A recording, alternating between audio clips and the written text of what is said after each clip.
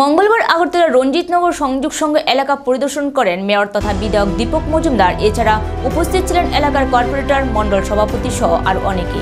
Mayor Dipak Majumdar বলেন, এই এলাকায় একটি বহু পুরনো কালী মন্দির রয়েছে। এলাকাবাসীর দীর্ঘদিন ধরে দাবি ছিল স্থায়ীভাবে পাকা মন্দির তৈরি করার জন্য। প্রতি বছর এখানে কালী পুজো উপলক্ষে মেলা হয়ে থাকে এবং রাজ্যের বিভিন্ন প্রান্ত থেকে প্রচুর ভক্তের সমাগম হয়ে থাকে।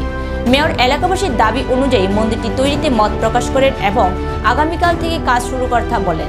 পাশাপাশি একটি পরিত্যক্ত পুকুর সংস্কারের নির্দেশ দেন। তিনি জানান, এই পুকুরটি সংস্কারের মাধ্যমে এলাকাবাসী খুবই উপকৃত হবে। তাছাড়া মশার উপদ্রব অনেকটাই কমবে।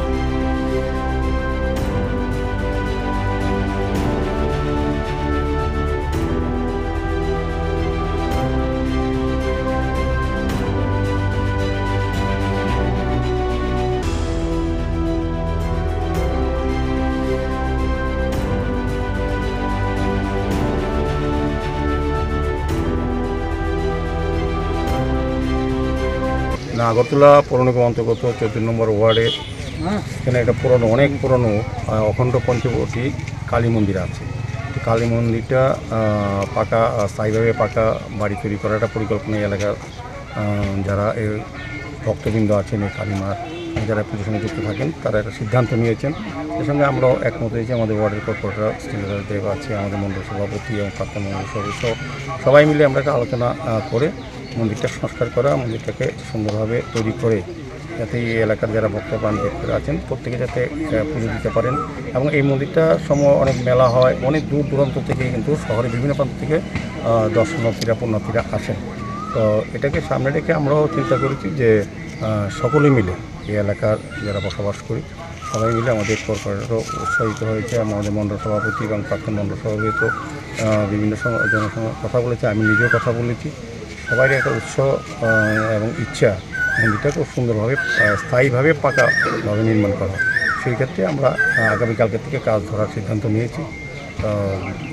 চেষ্টা করবো 1-1.5 মাসের মধ্যে কাজটা শেষ করার। কিছুটা কাজ হয়ে গেছে আগে, এবং বাকিটা আমরা এই এলাকার মানুষের যে চিন্তাভাবনা বা যারা যেটা চাইছেন এটাকে সম্মান জানিয়ে বাকি কাজটা আমরা শেষ করবো এর মধ্যে।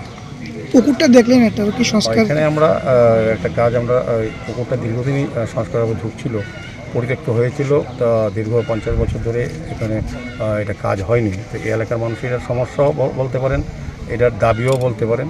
তো আমরা কর্পোরেশনের কথা বলেছি, তা বলে আগরতলা পৌর নিগমের পক্ষ থেকে 1.5 কোটি টাকা উপর খরচা করে এটাকে আমরা সংস্কার করব, মানুষের ব্যবহারযোগ্য করব এবং পাশাপাশি বিউটিফিকেশনের মাধ্যমে যাতে এই এলাকা বা শহরের মানুষ এসে এখানে ব্যবহার করতে সেই ব্যবস্থা করবো। আগরতলা শহরে প্রায় পরিত্যক্ত পুকুরগুলি আমরা এইভাবে সৌন্দর্যায়ন করছি। তারই অঙ্গ হিসাবে এই এলাকার এই আজকে সংলগ্ন রঞ্জিতনগরে এই পুকুরটা দীর্ঘদিন অবহেলিত এবং সংস্কারের অভাবে এটা পরিত্যক্ত ছিল।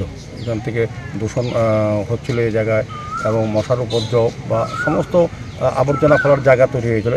এটাকে আমরা সংস্কার করে ব্যবহারযোগ্য করব।